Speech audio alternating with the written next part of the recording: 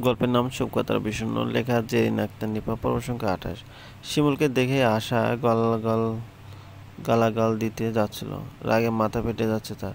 সকাল থেকে পাওয়া যাচ্ছে না ছেলেটাকে। এদিকে ঘরে কোনো বাজার নেই। সকাল সকাল বাজার না করলে ভালো মাছ পাওয়া যায় না। টাটকা শাকসবজিগুলো মানুষ সকালেই উড়িয়ে নিয়ে যায়। এই ছেলে বড় তো হচ্ছে ঠিকই, কিন্তু এখনো সংসারের দায়িত্ব নেওয়া শিখছে না। বাপ তো মরে উদ্ধার হয়েছে, তাকে এদের মাঝে সারা জীবন জ্বলতে রেখে গেছে। শিমুলের সাথে কথাকে দেখে তার মেজাজ সপ্তম আকাশে চলে গেল। শিমুল যে কথাকে আনতে যাবে এটা তো তাকে বলেই যায়নি। বোনের প্রতি দরদ দেখিয়ে সাত সকালে বোনকে নিয়ে বাড়ি ফেরা হয়েছে। আপদটাকে বিয়ে দিয়েও কি বাঁচা গেল না? কিন্তু আশার মাথায় তখনই আকাশ ভেঙে পড়ল যখন দেখলো কথা একা আসেনি, সাথে ওর বড় এসেছে। জামাই আজ প্রথম ওর বাড়িতে এসেছে। আশা মুহূর্তে রাগ ঝেড়ে ফেলে মুখে হাসি তুলে নিল। তাকে দেখে মনে হচ্ছে মেয়ের জামাইকে দেখে সে ভীষণ খুশি হয়েছে। আরে কে এসেছে এটা? জামাই বাবাজি, কেমন আছো বাবা তুমি? নিজ শাশুড়ি থেকে বড় একটা হাসি মুখে জুলে বিনীত ভঙ্গিতে জবাব দিল, আলহামদুলিল্লাহ ভালো, আপনি? আমি কি আর ভালো থাকতে পারি বাবা? মেয়ের মা হয়েছি না, সবসময় ওর চিন্তায় মাথায় লেগে থাকে। কথা অবহেলার দৃষ্টিতে মার নিখুঁত অভিনয় দেখছে। মা একজন পাক্কা অভিনেত্রী, নাটক সিনেমায় সুযোগ পেলে ভালো কিছু করতে পারত। মার এই অভিনয় তার সবই জানা। তাকে নিয়ে চিন্তা হবে, এর থেকে মজার কথা আর কিছু হয় না। তবুও মার অভিনয়গুলো তার ভালো লাগে। মিছিমিছি হলেও তার জন্য যখন চিন্তা করে তখন তার ভালো লাগে।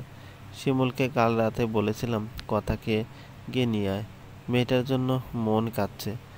তুমিও এসেছো, আমি খুব খুশি হয়েছি। কয়েকটা দিন থাকবে তো বাবা?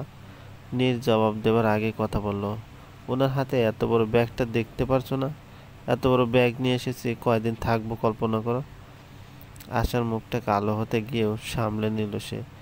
এই ডাকাত মেয়ে বলে কি, এত বড় ঘরের ছেলেকে নিয়ে এই বাড়িতে থাকতে চলে এসেছে? জামাইকে খাওয়াবে কিসে? কোথায় রাখবে এই রাজপুত্রকে? এই মেয়ে মরার পরও তাকে জ্বালাতে চলে যাবে। কথা নীরের দিকে তাকিয়ে বলল, দাঁড়িয়ে আছেন কেন, ঘরে আসুন। ব্যাগ ভারী লাগছে না? ওটা আমাকে দিন। তোমার ঘর কোনটা দেখিয়ে দাও। আপনি তো আমার ঘরটাও চিনেন না। আবার শ্বশুরবাড়ি আসার জন্য পাগল হয়ে গেছেন। আশা পারলে নীরের সামনেই কথার গালে এক চড় বসিয়ে দেয়।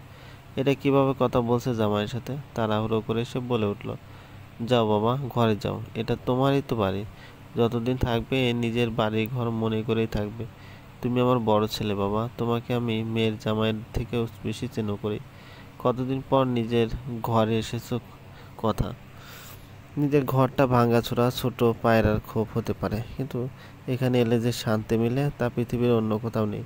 নীর কথাকে দেখছে, কথার চেহারার তৃপ্তিদায়ক ভাব ওকে সুখ দিচ্ছে। কথার থেকে চোখ সরিয়ে ঘরটা দেখল নীর। তার বিশাল বেডরুমের কাছে এই ঘর ইঁদুরের গর্ত বলে মনে হবে। দুইটা জানালা, দক্ষিণে জানালা দিয়ে বুরবুর করে ঘরে বাতাস ঢুকছে। ছোট একটা খাট সুন্দর করে গুছানো। নীর তার আরামদায়ক বেডের কথা মনে করে মনে মনে হাসলো। ঘরে আসবাব একটা আলনা আর এক কোণে একটা পড়ার টেবিল আর চেয়ার, এই পর্যন্তই। নীর ভাবলো বাইরের দুনিয়া সম্পর্কে তার অনেক কিছু অজানা। সে জানতো না মানুষের জীবনযাপন এতটা সাধারণ হতে পারে। ওকে ঘরটা এরকম খুঁটিয়ে খুঁটিয়ে দেখে কথা উদাস গলায় বলল, আপনার ঘরের সাথে এই ঘরের তুলনা দিয়ে লাভ নেই। আপনার রাজপ্রাসাদের মতো বাড়ির সামনে আমাদের এই গরিবখানা কিছুই না। এই ঘরের জিনিসপত্র দেখে হয়তো মনে মনে নাট ছিটকাছেন, কিন্তু এটাই সত্য, আমাদের জীবনধারা এভাবে চলে আসে। নীর কথার এসব কথার কোনো উত্তর দিল না। কথার গা ঘেঁষে ওর পাশ কাটিয়ে যেতে মুচকে আসলো। জানালার সামনে দাঁড়িয়ে বুক ভরে শীতল বাতাস টেনে মনে মনে বলল, এই গরিবখানাতেই আমার বউয়ের জন্ম, ওর বেড়ে ওঠা, শৈশব কৈশোর কাটানো, যেখানে ওর এত সুন্দর রঙিন দিনগুলো কেটেছে, যেখানে প্রতিটা জিনিসে ওর ছোঁয়া, ওর স্মৃতি লেগে আছে। আমি সেই জায়গাটায় এসে কিভাবে নাক ছিটকাতে পারি?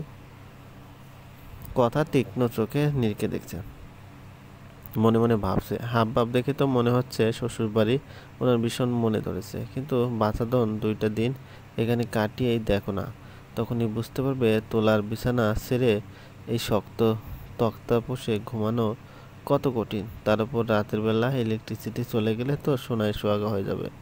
মশা কামড়ে বাপ বাপ করে বাপের প্রসাদে ফিরে যেতে চাইবে। কথায় এতটাই আনমনে কথাগুলো ভাবছিল, নীরের সাথে এসে দাঁড়ানোর পরেও খেয়াল করলো না। কথার দিকে ঝুঁকে হাতে তুলি বাজিয়ে কথার মনোযোগ আকর্ষণ করতে চাইল। ধ্যান ভাঙলে নীরকে ঠিক নিজের মুখের সামনে দেখে পিছিয়ে যেতে গিয়ে পড়ে যেতে নিচ্ছিল কথা। নীরও এই সুযোগটা ঝটপট লুফে নিল। নিজের বাম হাতটা কথার কোমরে শক্ত করে পেঁচিয়ে ওকে পড়ে যাওয়া থেকে বাঁচালো।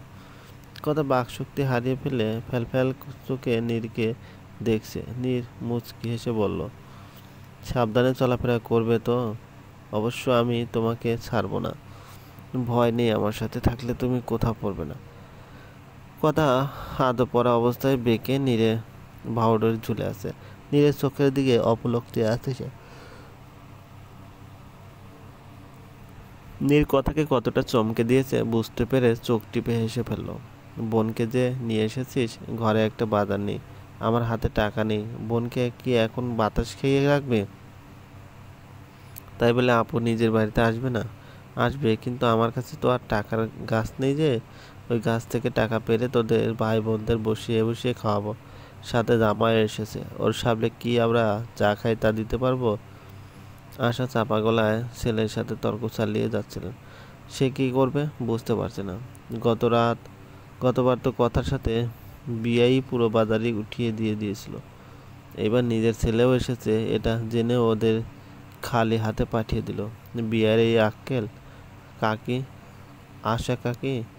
বাইরে থেকে কারোর ডাক শোনা গেল। তুলে আশা বলল, কি হয়েছে? দিনে দুপুরে জ্বালা যন্ত্রণা করিস না তো বাপু।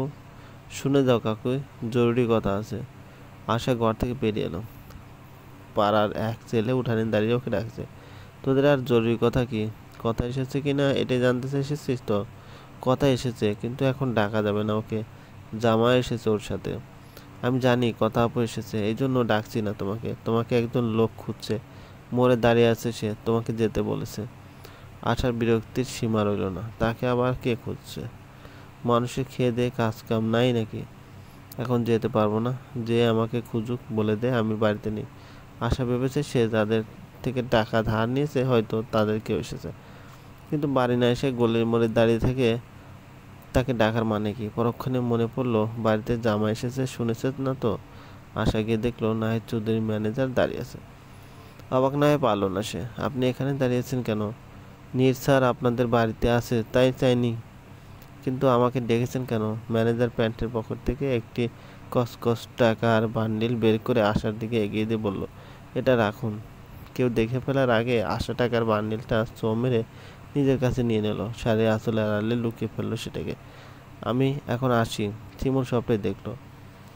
আপু এখন মার কাছে সোনার ডিম পাড়া হাঁস। আপু যতবারই বাড়িতে আসে আপুর শ্বশুর মাকে টাকা পাঠায়। আপু বাড়ি না এলেও এই কাজ করতে তিনি ভোলেন না। শিমুলের রাগ হয়। আপুকে ওরা বিয়ে দিয়েছে, টাকার বদলে বেচে দেয়নি। আপুর শ্বশুর এটা ভালো করে জানে তার মা লোভী, কিন্তু তাই বলে শিমুল এটা কিছুতেই মেনে নিতে পারবে না। তুমি আবার আপুর শ্বশুরের থেকে টাকা নিয়েছো? আমি চেয়ে নিয়েছি নাকি? উনি দিলে আমি না করব কেন? এতে ওনার অপমান হবে না? মা তুমি এত লোভী কেন? আমি লোভী? তোর আমাকে লোভী মনে হয়? তোর বোনকে বড় করতে আমার কম কষ্ট হয়েছে? এখন যদি তার মাধ্যমে আমি সুখ করতে পারি তাহলে সেটা কেন চাইবো না আমি? ছোট থেকে ওকে কতটুকু বড় করেছি আমি, এর উপর আমার দায় আছে। জামাই আদর মনে হয় একেই বলে। এতদিন শুধু শুনেই এসেছিল, আজ নিজেই উপলব্ধি করলো জামাই আদর কাকে বলে। শাশুড়ি মা খাইয়ে খাইয়ে তাকে মরার ধান্দায় ছিল মনে হয়, একটা আইটেমও বাদ রাখতে দেয়নি। জোর করে ঠেসে ঠুসে সব খাইয়ে দিয়ে ছেড়েছে। এখানে ভুঁড়ি নিয়ে নড়াচড়া করতে জান যাচ্ছে। খাবার পরে ঘরে এসে হাত পা ছাড়িয়ে বিছানায় পড়ে রইল নীলি। শ্বশুরবাড়ি আসার শখ মিটেছে ওর। এখানে যদি ও এক সপ্তাহ থাকে আর এই এক সপ্তাহ শাশুড়ি মা তাকে এভাবে খাওয়ায় তাহলে হয়েছে তার শখের বড়ির ইন্নালিল্লাহ। দুদিনে সিক্স প্যাক ডুবে গিয়ে গোপাল ভাঁড়ের মতো এত বড় একটা ভুঁড়ি হবে। কথা ঘরে এসে দেখলো নীর চোখ বন্ধ করে শুয়ে আছে। বেঁচে আছেন নাকি গেছেন? শাশুড়ি মা মেয়েকে বিধবা করতে চেয়েছিল কিনা কে জানে। আছেন তাহলে? হ্যাঁ, আমি মরলে তুমি বিধবা হবে ভেবেই এখনো মরিনি। বাবা গো বাবা, মানুষ এত খায়? একটা মানুষ কিভাবে এতগুলো খাবার খেতে পারে? নিজ চোখ খুলে কথাকে দেখলো। কথা তাকে টিটকারি মারছে। কথাটা অন্যভাবে বলা যেতে পারে, একটা মানুষকে জোর করে কিভাবে এতগুলো খাবার খাওয়াতে পারে? মায়া দয়া নাই মনে? যদি আমি মরে যেতাম? আপনার মুখ নেই, না করতে পারলেন না? আমার না তোমার মা শুনেছে? তুমি বা কেমন বউ? বরকে তোমার সামনে নির্যাতন করা হচ্ছে, তুমি বাধা দিলে না? আমি কেন বাধা দেব? যাই হোক, আপনি শুয়ে থাকুন, আমি একটু ঘুরে আসি। কোথায় যাবে? পাশেই, দেখে আসি সবার কি খবর। যাও, আমাকে এখন 1 কোটি টাকা দিলেও উঠতে পারবো না। ঠিক আছে, আমার দেরি হলে মাকে কিছু বলবেন না। আমি একটু আলম ভাইদের বাড়ি যাব। কথার মুখে আলম ভাইয়ের নামে শুনে নীর ঝট করে উঠে বসলো। কথার সোহান ভাইকে তো সে দেখেছে, এখন আবার এই আলম ভাইটা কে? এর নাম তো আগে কখনো শুনিনি। এই মেয়েটার ভাইয়ের সংখ্যা এত বেশি কেন? দাঁড়াও, আমিও যাব।